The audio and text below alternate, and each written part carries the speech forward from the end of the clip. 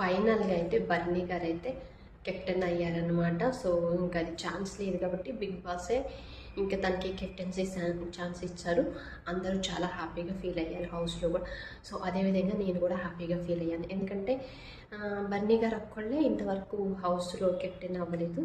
So ఆ chance కూడా అయితే బిగ్ బాస్ ఇచ్చేశారు. దానికి హ్యాపీ అనిపించింది. కాకపోతే బయట కొన్ని జరుగుతున్న సిచ్యువేషన్స్ ఏంటి అంటే బర్నీ గారికి సపోర్ట్ ఉంది, ఆ సపోర్ట్ వల్లే హౌస్లో ఉంచుతున్నారు, సో ఆయన టాప్ 5 కోటాలో ఉంటారు అని కొన్ని ఏవైతే బయట వీడియోలు ఉన్నాయో సో దాని గురించి అయితే నేను అంతగా మాట్లాడలేను. కానీ సో అవి అంతవరకు నిజం ఏంటి అంటే సపోర్ట్ ఉందేమో ఓకే, కానీ సపోర్ట్ ఉంటే హౌస్లోకి రాగలరు ఓకే, కానీ ఓట్లు వేయించగలలేరు కదా, ప్రజల మనసుని అయితే చేంజ్ చేయలేరు కదా, గేమ్స్ ఆడకుండా అయితే ఏం చేయలేరు కదా. బర్నీ గారు ఫస్ట్ నుంచి ఆయనకి దెబ్బ తగిలింది సెకండ్ టైం రాగానే, ఈ చెయ్యికి ఇవన్నీ ఇక్కడ బోన్ ఇవన్నీ ఈ దెబ్బ తగిలి ఆ గేమ్ ఆడటం వల్ల దానికి అది చాలా ఎఫెక్ట్ అయింది.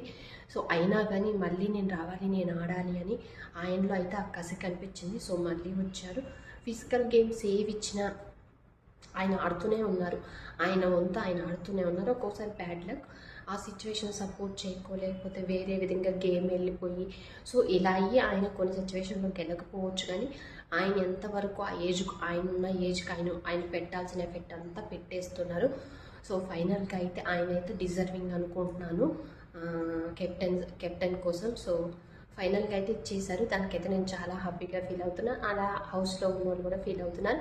వాళ్ళ పాప కూడా చాలా హనీనా ఎవరో ఉంది కదా వాళ్ళ పాప, ఆ అమ్మాయి కూడా హ్యాపీగా ఫీల్ అవ్వాలనుకుంటుంది. ఎందుకంటే హౌస్లోకి వచ్చినప్పుడు నాన్న మీరు కెప్టెన్ అవ్వాలి అన్నది, కానీ ఆ ఛాన్స్ రాలేదు.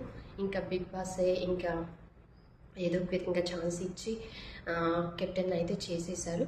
ఇంకా బయట గురించి వాటి గురించి అన్నీ వదిలేసి ఆయన గేమ్ని గేమ్ పరంగా చూసి సో సపోర్ట్ చేయాలి.